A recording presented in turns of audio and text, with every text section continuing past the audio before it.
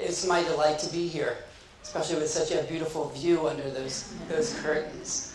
I especially appreciate you all coming because you are the sort of practitioners of diversity. I study diversity at work, but you are attempting to do it, which is no easy task. In fact, I see business leaders as sort of setting the groundwork for what happens within the larger society.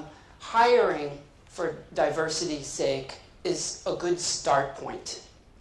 It is the sort of chicken in the chicken soup. But chicken soup is not only made up of hot water and chicken, or it could be, but it'd be very bad chicken soup. But I'll argue today that you need more ingredients to sort of ensure that diversity takes hold and it benefits the workplace in particular.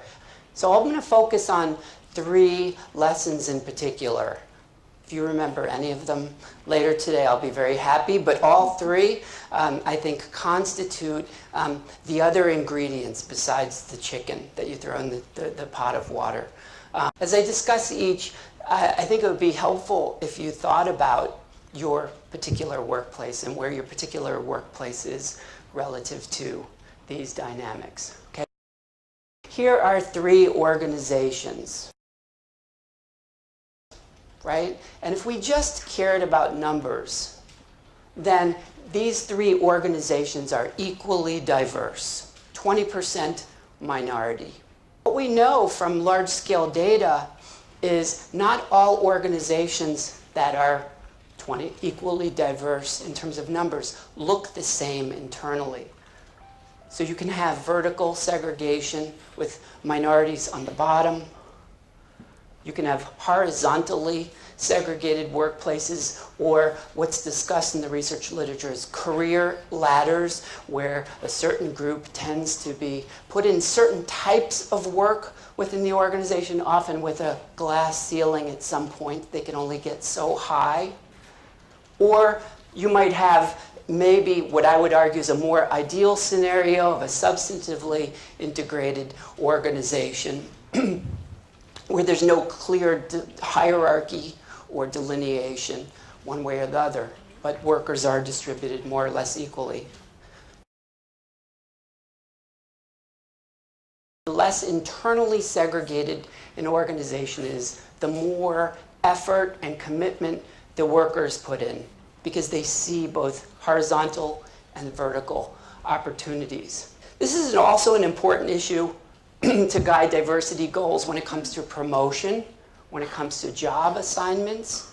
Okay? So this is not thinking just about hiring people, but it's about placing people and diversifying the whole organization if possible. And I know it's not always easy.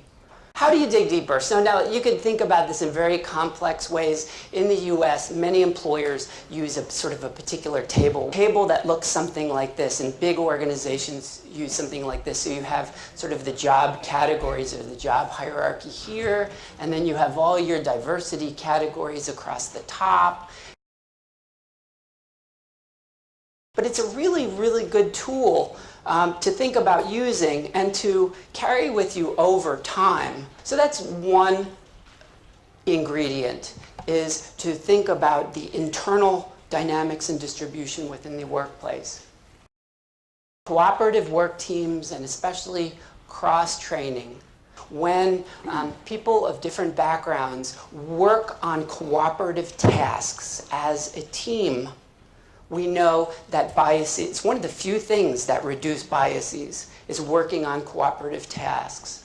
Really important analyses in the understanding of the internal dynamics of workplaces, looking at organizations, hundreds of organizations over time, and what happened once they adopted a work team strategy and cross-training opportunities in the workplace. And what you see is the representation of white women, of black men, and black women in the managerial ranks goes up. The sort of practical question is whether or not your workplace has any capacity at all for team models. And I understand it depends on the type of work. But is there any capacity for team models or cross-training within your organization? Okay, so this is the same pyramid. I didn't have to do the 100 dots over again. I just cut and pasted. So this is a pyramid. So maybe we would mess with this pyramid a little if we take cross-training and teams seriously. Maybe it would look a little something like this. Cross-training is important for promotion, but we also know that it's important for the internal stability of an organization. If you have more employees that are cross-trained, and an employee leaves for whatever reason, you have employees already there with the skills. So it does generate a benefit here for the organization in terms of internal stability.